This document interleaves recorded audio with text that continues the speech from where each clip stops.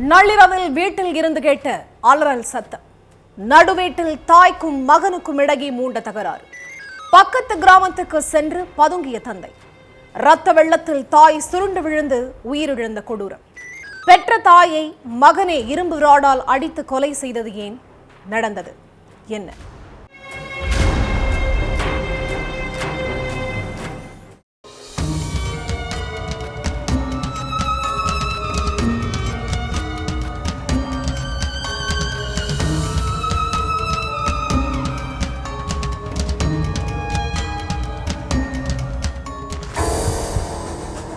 Night நேரம் அப்படிங்கிறதுனால கிராம மக்கள் எல்லாருமே தூங்கிக்கிட்டு இருந்தாங்க.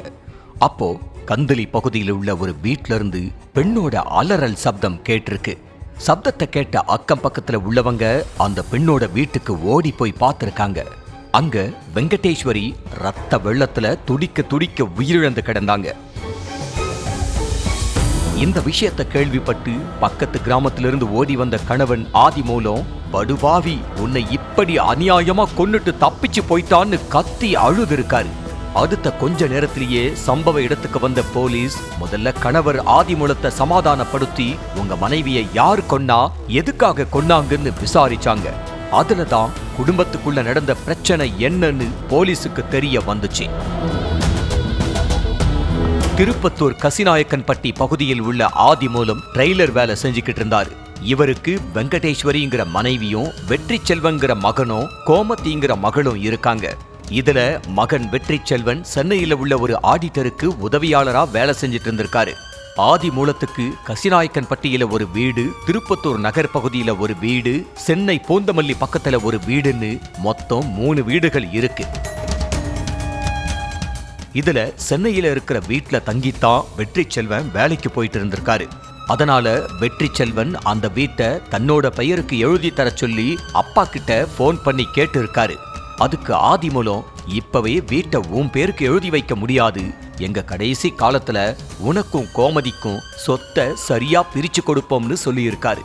ஆனா அத காது கொடுத்து கூட கேட்காத வெற்றி செல்வன் சொந்த ஊருக்கு போயிட்டு அப்பா கிட்ட சண்டை போட்டிருக்காரு. ஒரு கட்டத்துல கடும் கோபமான வெற்றி செல்வன் அப்பாவை கத்திரிக்கோலை வச்சு சரமாரியா குத்தி இருக்காரு. இதுல நிலை குலைஞ்ச அப்பா ஆதிமூலத்தை அக்கம் பக்கத்துல உள்ளவங்க மருத்துவமனையில அனுமதிச்சு காப்பாத்திட்டாங்க. இது தொடர்பா வெற்றி செல்வனை அரெஸ்ட் பண்ண போலீஸ் அவனை சிறையில அடைச்சிருக்காங்க.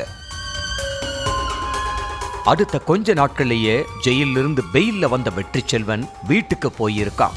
தயவு செஞ்சு எங்க வீட்டுக்கு வராத, நீ இங்க இருந்தா எங்க உயிருக்கே உத்தரவாதம் இல்லைன்னு சொல்லிட்டாங்க.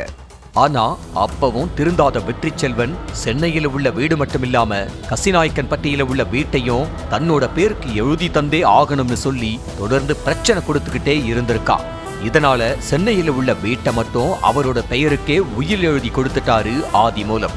அடுத்து ஒரு 2 வருஷம் கழிச்சு, அதாவது நேத்து மறுபடியும் சொந்த ஊருக்கு போயிருக்கான் வெற்றி செல்வன். மகனை பார்த்ததும் அதிர்ச்சியான அப்பா ஆதிமூலம் பக்கத்து கிராமத்துல உள்ள வீட்டுக்கு போயிட்டாரு. வீட்ல தாய் வெங்கடேஸ்வரி மட்டும் தனியா இருந்திருக்காங்க. அப்ப சொந்த ஊர்ல உள்ள வீட்டையும் தன்னோட பேருக்கு எழுதி கொடுங்கன்னு சண்டை போட்டிருக்கான் வெற்றி செல்வன். அதுக்கு வெங்கடேஸ்வரி, சொத்துக்காக நீ உன் அப்பாவையே கொலை செய்யற அளவுக்கு போயிட்ட, அதனால கடைசி காலத்துல நீ உன் தங்கச்சிய நல்லபடியா பார்த்து பண்ணு, எங்களுக்கு சுத்தமா நம்பிக்கை இல்ல, அதனால எங்க உடம்புல உயிர் இருக்கிற வரைக்கும் உனக்கு சொத்தை எழுதி கொடுக்க முடியாதுன்னு சொல்லிட்டாங்க. இதனால கடும் கோபமான வெற்றி செல்வன் வீட்டுல இருந்த இரும்பு ராட வச்சு தாய் வெங்கடேஸ்வரியோட தலையில ஓங்கி அடிச்சுட்டான். இதனால மயக்கமடைஞ்சி சம்பவ இடத்திலேயே சுருண்டு விழுந்து ரத்த வெள்ளத்துல துடிக்க துடிக்க உயிரிழந்துட்டாங்க. அடுத்து இந்த விஷயத்தை கேள்விப்பட்டு சம்பவ இடத்துக்கு போன போலீஸ் தலைமறைவா இருக்கிற வெற்றி செல்வனை தேடிக்கிட்டு இருக்காங்க.